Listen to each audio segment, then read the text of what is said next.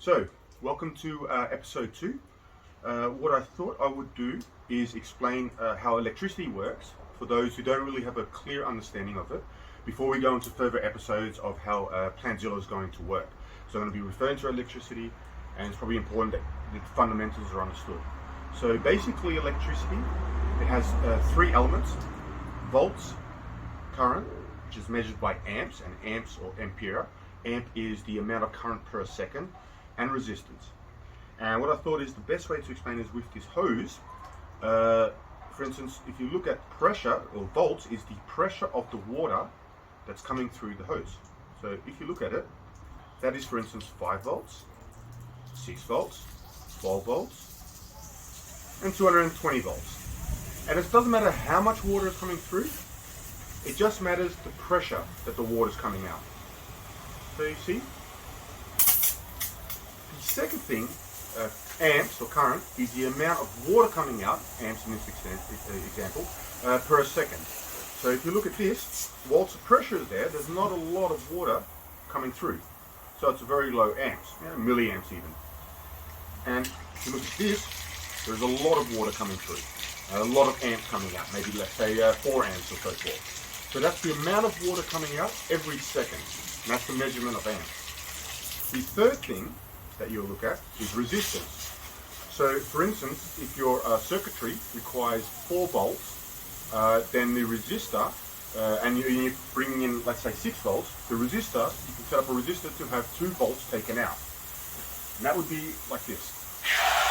So as you see, it's filtering out a lot of the volts, or the pressure, and the water, so you get exactly what you want. And with the right kind of volts, you get the right kind of amount of, the right kind of resistor, you get the right amount of kind of pressure.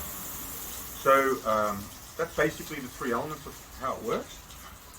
What you also have to be careful in this instance, because you seem to have a kink here somewhere, is that when the pressure is down or the volt is completely out, you can get what is called a power surge. Because the pressure is still building up, once the pressure comes back, it can cause a lot of problems with your circuitry. It can overload it, kind of thing. So I'm not sure.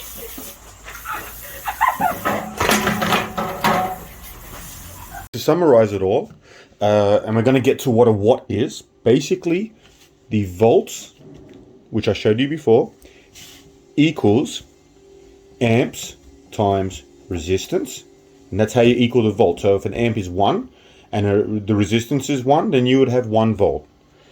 The resistance, which is an ohm, is volts divided by amps,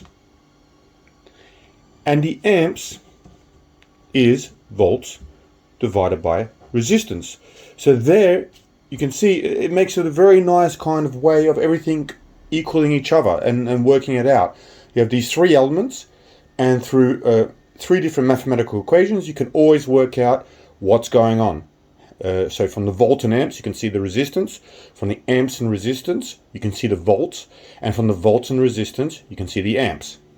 And in the end result that you're going to get is the watts. And the watts is the power. You know, you hear 800 watts or 300 watts. And what that is watts equals volts times amps. And that's probably one of the most important things to know about electricity. So if you have 12 volts and 1 amp, then that device is using 12 watts per a second.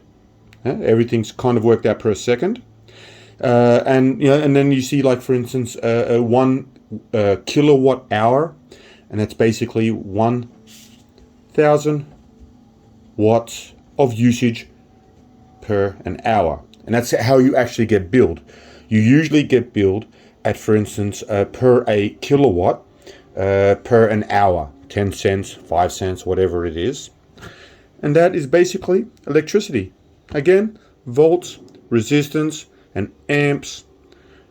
Out of that, you get watts, and from the watts, that is the consumption of electricity by an electrical circuit.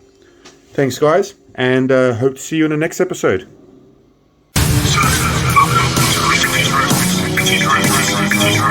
Continue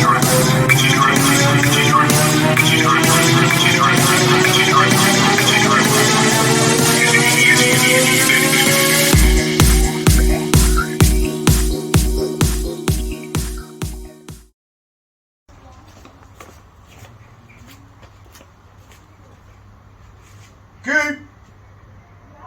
Come.